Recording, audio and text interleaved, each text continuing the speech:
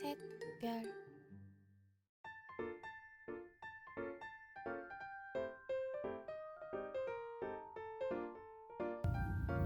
Bismillahirrahmanirrahim. Assalamualaikum warahmatullahi wabarakatuh. Hai sahabat Anwar Rashid, ketemu lagi di channel kesayangan kita ini. Ahlan wa sahlan, selamat datang di segmen terbaru channel kita, ya, Arabic Corner. Bagi kamu yang ingin belajar bahasa Arab, bisa terus simak dan tunggu konten-konten kita di segmen ini ya. Dalam mempelajari suatu bahasa, tentunya kita harus belajar dari hal yang paling dasar, yaitu satuan bahasa terkecil. Apa? Iya, kata. Nah, setiap bahasa di dunia ini, misalnya bahasa Indonesia, bahasa Inggris, bahasa Mandarin, bahasa Korea, bahasa Arab itu sendiri ya, pasti mempunyai satuan bahasa terkecil, yaitu kata. Nah, kata dalam bahasa Arab dikenal dengan istilah kalimah. Nah, teman-teman harus bisa membedakan ya, istilah kalimah dalam bahasa Arab dan kalimat dalam bahasa Indonesia itu berbeda. Nah, jika kata dalam bahasa Indonesia, maka istilah Arabnya dikenal dengan kalimah. Sedangkan istilah kalimat dalam bahasa Indonesia, dalam bahasa Arabnya dikenal dengan jumlah. Jadi kata itu kalimah, kalimat itu jumlah. Nah, untuk hari ini kita akan belajar tentang kalimah dalam bahasa Arab. Baik teman-teman semuanya. Nah, kalimah atau kata dalam bahasa Arab dibagi menjadi 3. Nah, teman-teman bisa perhatikan di sini ya. Kalimah itu terbagi menjadi ismun, fi'lun, dan harfun. Ya, isim, fi'il, dan huruf. Jadi, susunan bahasa atau kalimat dalam bahasa Arab tidak akan jauh-jauh dari 3 komponen ini. Kalau bukan isim, ya fi'il ataupun huruf. Nah, untuk hari ini kita akan belajar tentang isim terlebih dahulu. Jadi simak sampai akhir ya video ini. Baiklah sahabat Anwar Rashid, sekarang kita akan bahas tentang isim mulai dari definisi, ciri-ciri, dan macam-macamnya. Nah, teman-teman semuanya bisa perhatikan di sini ya.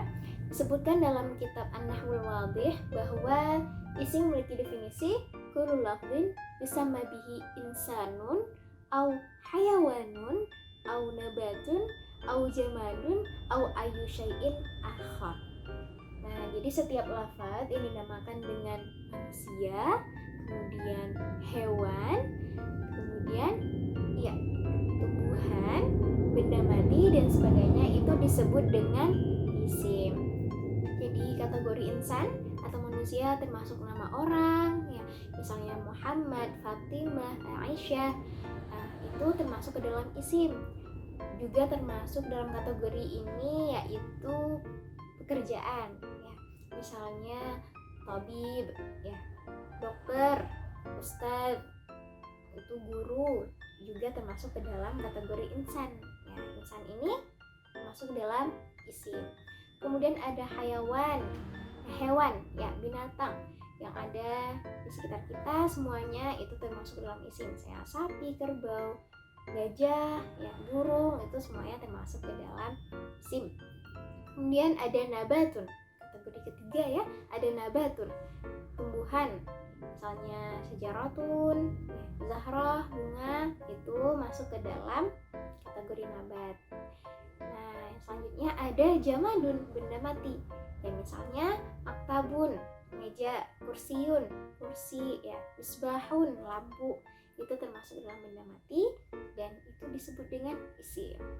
Nah, sedangkan kategori ayyu syai'in akhar itu apa? Dan lain-lain. Nah, misalnya nama tempat, ya, nama negara, nama jalan, Indonesia, Mesir, Arab, ya, itu masuk dalam isim.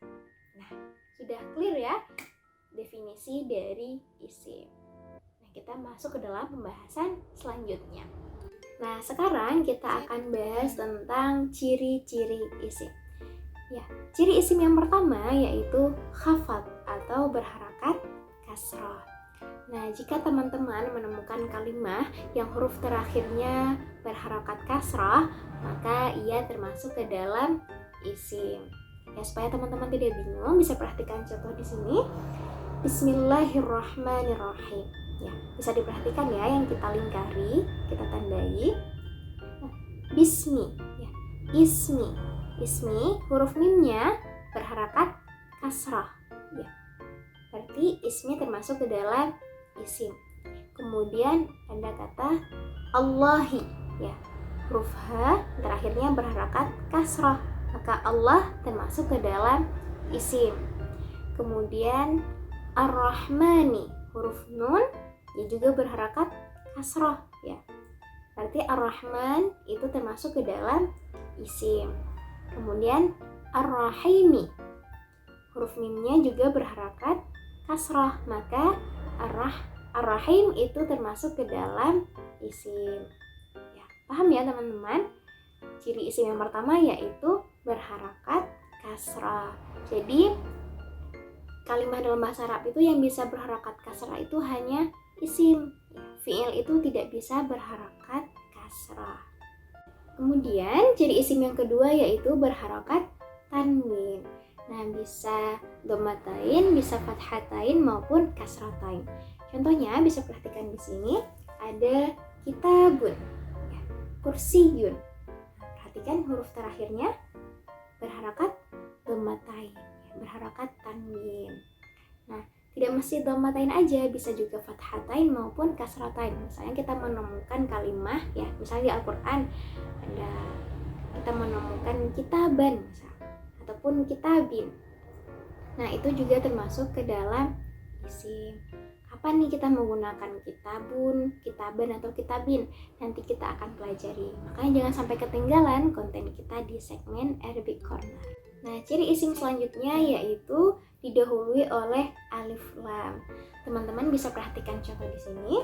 Ada Al-Qur'anu, Al-Kitabu. Bisa diperhatikan ya. Dua kata ini didahului oleh alif lam. Ada alif lam di depannya, ya, awalnya. Nah, maka ini termasuk ke dalam isim. Yang perlu diperhatikan oleh teman-teman, jika kata itu sudah ada alif lam, maka harakatnya tidak boleh tanwin. Ya, misalnya tadi ya, al-kitabu. Nah, jika tidak ada alif lam, harakatnya boleh tanwin, kitabun. Tapi jika sudah ada alif lam, tidak boleh lagi tanwin. Dhammatannya diganti menjadi dhammah saja. Kitabun menjadi al-kitabu. Itulah ciri-ciri isim yang ketiga. Nah, ciri isim yang terakhir yaitu dimasuki harful jar. Nah, huruf jar itu ada 19, teman-teman bisa perhatikan di sini. Ya, pertama yaitu al-ba'u, min, ila, fi, an, wawul qasam, ba'ul qasam, ta'ul qasam, al-lamu, rubba, wawuhu, ala, al-kaf, mudh, mundu, hatta, hasya, ada, dan khala. Nah, jika teman-teman menemui huruf jar ini kemudian ada lafaz di depannya, maka lafaz tersebut termasuk ke dalam isim. Ya, bisa perhatikan contoh di sini, misalnya adhabu ila suqi. Ya, ada harful jar ila, maka lafaz sesudahnya termasuk ke dalam isim. Maka as-suqi itu isim. Gampang kan teman-teman? Nah teman-teman, kita sudah selesai membahas tentang ciri-ciri isim. Sekarang kita akan membahas tentang macam-macam isim. Nah, isim sendiri itu sangat banyak sekali. Nah, kita akan sebutkan beberapa saja. Teman-teman bisa lihat di sini. Ya. Ada isim dhamir, isim muannas, isim muzakkar, isim mufrad, musanna, jama', isim nakirah, isim ma'rifah, isim mausul, dan isim isyarah. Nah, kita akan kupas tuntas satu persatu isim-isim yang sudah kita sebutkan dan banyak lagi di segmen kita, ya, di segmen Arabic Corner. Maka dari itu teman-teman jangan sampai ketinggalan konten kita di segmen ini. Demikianlah pembelajaran kita pada hari ini mengenai kalimah atau kata dalam bahasa Arab, khususnya pembahasan tentang isim. Nah, untuk menambah pemahaman teman-teman tentang isim, di sini saya tuliskan satu jumlah atau satu kalimat. Ya, tugas teman-teman adalah menentukan mana di antara kalimat-kalimat ini yang merupakan isim. Bisa ditulis di kolom komentar dan kita akan bahas di pertemuan selanjutnya. Saya ingatkan sekali lagi ya teman-teman, jangan sampai ketinggalan konten kita di segmen Arabic Corner. Sampai jumpa di video selanjutnya. Wassalamualaikum warahmatullahi wabarakatuh.